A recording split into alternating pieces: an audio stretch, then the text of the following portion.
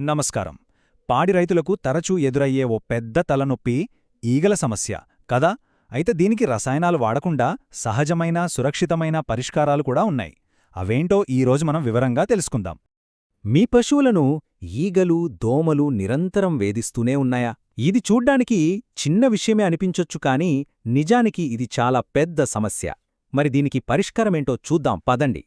ముందుగా మనం ఒక విషయం స్పష్టంగా అర్థం చేసుకోవాలి. ఈగలు దోమలు అంటే కేవలం పశువులకు కలిగే ఒక చిన్నపాటి చికాకు కాదు. వాటి ప్రభావం పశువుల ఆరోగ్యం మీద, అంటే చివరికి రైతుల ఆదాయం మీద కూడా చాలా గట్టిగా పడుతుంది. అసలు ఈ ఈగల వల్ల జరిగే నష్టమేంటో చూడండి. అవి పశువుల రక్తాన్ని పీల్చడం వల్ల అవి నీరసించిపోతాయి. దాంతో సహజంగానే పాల దిగుబడి తగ్గిపోతుంది. అంతేకాదు, వాటి ఒంటిమీద పుళ్ళు కురుపులు వస్తాయి.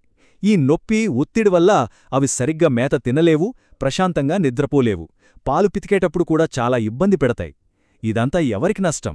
అంతిమంగా రైతుకే కదా. సరే, ఈ సమస్యను పరిష్కరించడానికి చాలామంది టక్కున రసాయన పురుగుమందుల వైపు వెళ్తారు. కానీ వాటితో చాలా ప్రమాదాలున్నాయి. అందుకే సహజ పద్ధతులే ఎందుకు బెస్ట్ ఆప్షనో ఇప్పుడు చూద్దాం.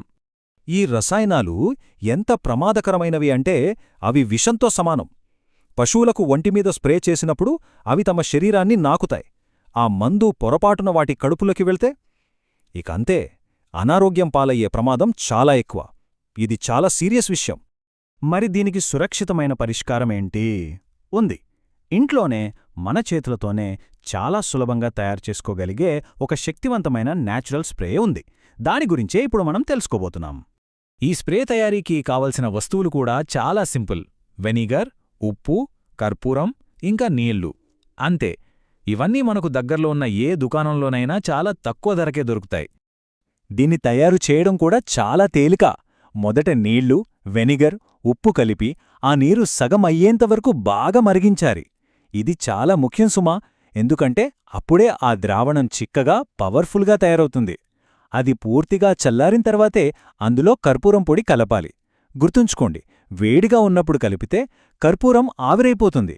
చివరగా ఒక గుడ్డతో వడకట్టి స్ప్రే బాటిల్లో నింపుకుంటే మన సహజ స్ప్రే రెడీ. ఇక్కడ ఒక చిన్న కానీ చాలా ముఖ్యమైన చిట్కా. మనం సాధారణంగా వాడే పురుగుమందుల పంపు కంటే చేతితో వాడే స్ప్రే బాటిల్ చాలా ఉత్తమం. ఎందుకంటే ఆ పంపు నుంచి వచ్చే పెద్ద శబ్దానికి పశువులు బెదిరిపోతాయి. అదే స్ప్రే బాటిల్ అయితే ఎలాంటి శబ్దముండదు, కాబట్టి వాటిపై స్ప్రే చేయడం చాలా సులభం. వాటికి కూడా ఎలాంటి ఒత్తిడి ఉండదు. సరే, ఇప్పుడుదాకా మనం పైన స్ప్రే చేసే పద్ధతి చూశాం. ఇప్పుడు ఇంకో అద్భుతమైన సహజ పద్ధతి గురించి తెలుసుకుందాం. ఇది పశువుల శరీరం లోపల్నిండి పనిచేసి వాటికి ఒక రక్షణ కవచంలా ఉంటుంది. అదే వెల్లుల్లి. వెల్లుల్లి ఒక న్యాచురల్ షీల్డ్లాగా ఎలా పనిచేస్తుందో తెలుసా? చాలా సింపుల్. పశువులు వెల్లుల్లి తిన్నప్పుడు దానిలో ఉండే అల్లిసిన్ అనే ఒక సహజ పదార్థం వాటి చెమట ద్వారా బయటకొస్తుంది. ఆ వాసన అంటే ఈగలకు దోమలకు అస్సలు పడదు. దాంతో అవి దరిదాపుల్లోకి కూడా రావు. ఇది వాటిని చంపదు, కేవలం దూరంగా ఉంచుతుంది అంతే. పశువులకు వెల్లుల్లి పెట్టడం కూడా చాలా సులభం. మార్కెట్లో దొరికే వెల్లుల్లి పొడిని తెచ్చి దాన్ని మినరల్ మిక్సర్లోగాని లేదా నేరుగా దాణాలోగాని కలిపి పెట్టొచ్చు. ఒకవేళ వెల్లుల్లి పొడి అందుబాటులో లేదనుకోండి, రోజూ ఒక పచ్చి వెల్లుల్లి రెబ్బను బాగా దంచి దాణాలో కలిపినా చాలు. వెల్లుల్లిని దాణాలో కలపాలి అనగానే చాలామంది రైతులకొచ్చే మొదటి సందేహం ఇదే: అయ్యో, దీనివల్ల పాలల్లో వెల్లుల్లి వాసన వస్తుందేమో అని. అస్సలు రాదు. ఈ విషయంలో ఎలాంటి కంగారు పడాల్సిన అవసరం లేదు. పాలలో వెల్లుల్లి వాసన అనేదే ఉండదు. ఎందుకంటే ఆ వాసనకు కారణమైన పదార్థం చర్మం ద్వారా బయటకు వెళ్ళిపోతుంది. పాలలో అస్సలు కలవదు. కాబట్టి నిశ్చింతగా వాడచ్చు. సరే, ఇప్పుడు అసలు విషయానికొద్దాం. ఈ సహజ పద్ధతులు పాటించడం వల్ల రైతులకు కలిగే లాభాలేంటి? ఒక్క మాటలో చెప్పాలంటే ఆరోగ్యకరమైన పశువులు, అధిక ఆదాయం. అన్నిటికన్నా ముఖ్యమైన లాభమేంటంటే పాల దిగుబడి పెరగడం.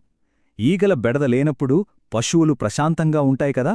దానివల్ల పాల దిగుబడి ఏకంగా 10% వరకు పెరిగే అవకాశముంది. అంటే రైతుకు నేరుగా ఆదాయం పెరిగినట్టే. లాభాలు ఇక్కడతోనే అయిపోలేదు. చర్మ వ్యాధులు తగ్గుతాయి. దాంతో డాక్టర్ల ఖర్చులు, మందుల ఖర్చులు కూడా ఆదా అవుతాయి. ప్రమాదకరమైన రసాయనాల మీద ఆధారపడాల్సిన అవసరం ఉండదు. మొత్తంగా చూస్తే పశువులు ప్రశాంతంగా ఆరోగ్యంగా ఉండి మరింత లాభాన్ని అందిస్తాయి. మన మాటలు కాదు, ఈ పద్ధతులు పాటించిన అనుభవజ్ఞులైన రైతులు ఏమంటున్నారో చూడండి. ఈ సులభమైన తక్కువ ఖర్చు పద్ధతులు మాకు ఈగల బెడద నుండి విముక్తినిచ్చాయి, మా పాడి సంపదను కాపాడుతున్నాయి అని వారే స్వయంగా చెబుతున్నారు. కాబట్టి మనం చివరగా ఆలోచించాల్సిన ప్రశ్న ఒక్కటే: ప్రమాదకరమైన రసాయనాల మీద ఆధారపడకుండా మన పాడి సంపదను మనం కాపాడుకోలేమా? ఖచ్చితంగా కాపాడుకోగలం. ఈ సహజమైన, సురక్షితమైన పద్ధతులను అనుసరించడం ద్వారా ఇది పూర్తిగా సాధ్యమే.